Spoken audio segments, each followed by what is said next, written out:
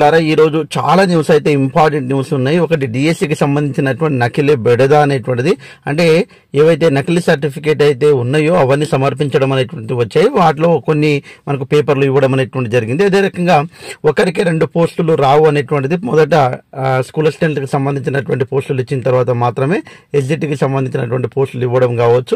అదేవిధంగా రెవెన్యూ శాఖలో కొత్తగా 5,000 కొలువులు, డిగ్రీ అర్హతతో డైరెక్ట్ రిక్రూట్మెంట్, పోస్టుకు junior revenue officer, village revenue secretary పేర్లు పరిశీలన అనేటువంటి చేయడం అనేటువంటి జరుగుతుంది. దీనికి డిగ్రీ అర్హతగా పరిశీలించడం అనేటువంటి జరుగుతుంది. కాబట్టి ఇవన్నీ కూడా క్లియర్ కట్ గా తెలుసుకోవడానికి ప్రయత్నం అయితే చేద్దాం.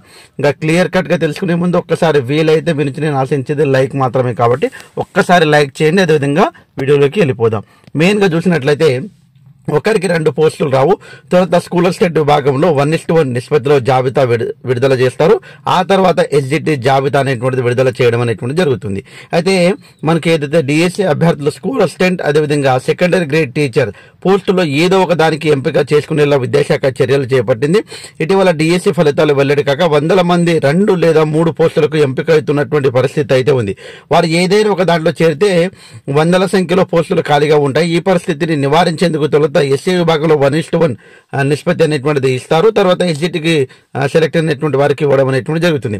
మొదటి జాబితాలో ఉన్న వారెవరైనా సరే రెండో దానికి ఉంటే ఆ పేరును తొలగించిన తర్వాత మెరిట్ లో ఉన్నటువంటి వారికి చేరుస్తామని స్పష్టం చేయడం అనేటువంటి జరిగింది. కాబట్టి ఆ రకంగా సాఫ్ట్వేర్ ను కూడా వాళ్ళు సిద్ధం చేస్తున్నట్టు తెలిసింది. కాబట్టి ఇంకా అనుకోకుండా మనకు ఏంటంటే ఇది డిఎస్సిలో ఒక మంచి బెనిఫిట్ అండి. ఎందుకంటే 2-3 ఉద్యోగాలు వచ్చిన వాళ్ళు కూడా ఉన్నారు.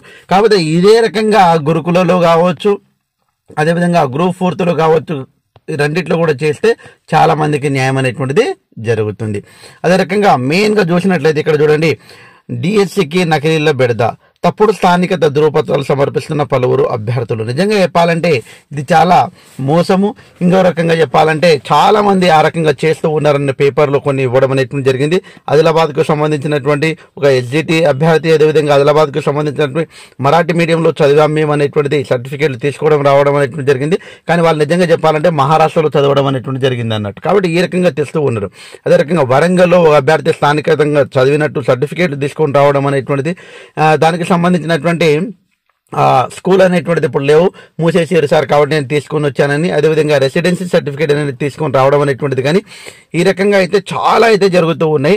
కాబట్టి కలెక్టర్లో అయితే డైరెక్ట్ గా క్రిమినల్ కేసు అనేటువంటిది పెట్టండి, ఆ రకంగా ఎవరైనా చేస్తే అనేటువంటి చెప్పారు.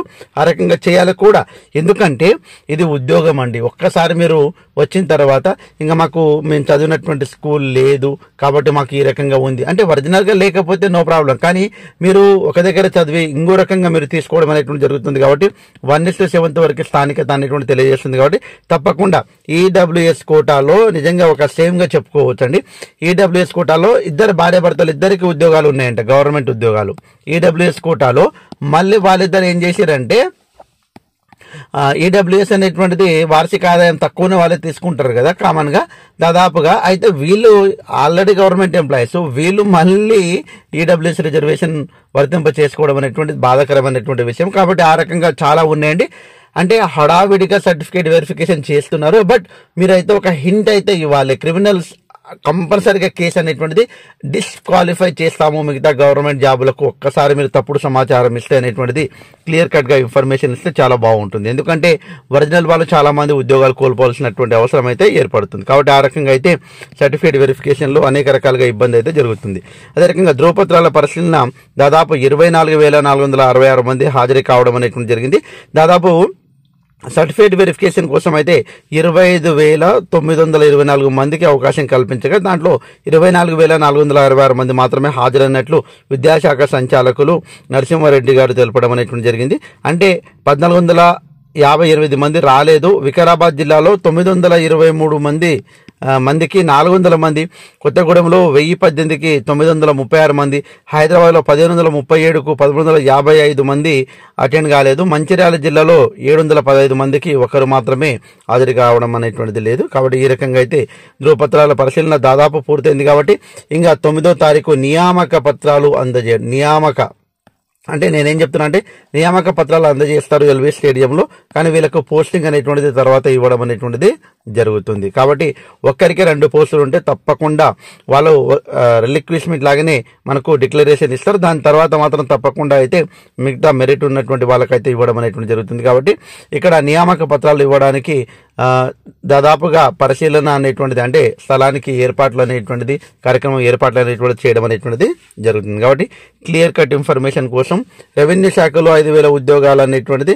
దాదాపు దీనికి రూల్స్ అండ్ రెగ్యులేషన్స్ ఏమేమి వస్తాయి అనేటువంటిది మనం అయితే చూద్దామండి క్లియర్ కట్ గా.